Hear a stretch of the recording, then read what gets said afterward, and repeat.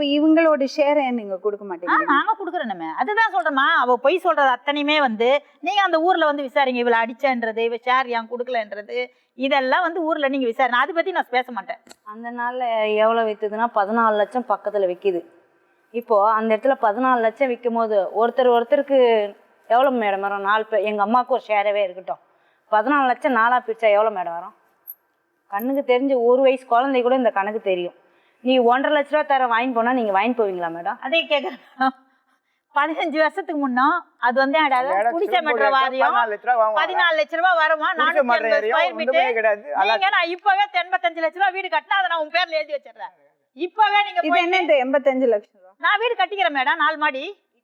இப்போ அத வாங்கி கட்டிக்கிறோமா? இது வரைக்கும் சும்மா இருந்துட்டாங்க.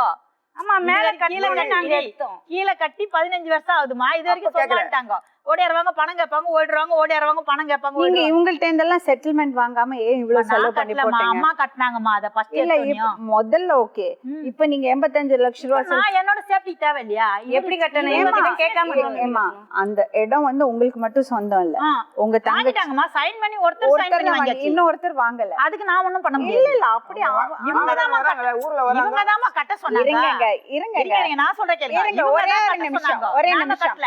நீங்க இன்னொருத்தருக்கு உரிமை இருக்கிற இடத்துல நீங்க வீடு போய் கட்டும் போது கரெக்டா பேப்பர் இருங்க, அது எங்க அம்மா சொல்லட்டும், தங்கச்சி சொல்லட்டும், எல்லாம் இருக்கட்டும், நீங்க அந்த பேப்பர் எல்லாம் எழுதி வாங்கின அப்புறம் நீங்க காசு போட்டுருக்கணும். அதையும் கட்ட சொன்னாங்க இவங்க. அவங்க சொன்னாங்கன்னா நீங்க கட்டிடுவீங்களா? சும்மா வாயால யாரு ஒரு நிமிஷம் சொல்லுங்க. உங்களுக்கு எவ்வளவு உரிமை இருக்கோ அவ்வளவு உரிமை அவளுக்கு இருக்கு.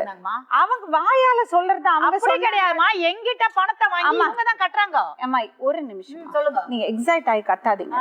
இது பிரச்சனை என்னன்னா, என்ன இருந்தாலும் பேப்பர்ல இருக்கணும், கரெக்டா இருக்கணும். இப்போ சிம்பிள் மேட்டர், அந்த இடம் உங்க அம்மாக்கு சொந்தமானது, உங்க அப்பா பேர்ல இருக்கு, அது அம்மாக்கு தான் வரும். அம்மாக்கு அப்புறம் உங்க 3 பசங்களுக்கு வரும். அந்த உங்களுக்கு அது நல்லா தெரியும். ஒருத்தர் உங்கள்ட்ட ஷேர் வாங்கிட்டு அவங்க போயிட்டாங்க. இப்ப இன்னொருத்திக்கு ஷேர் வாங்கலமா.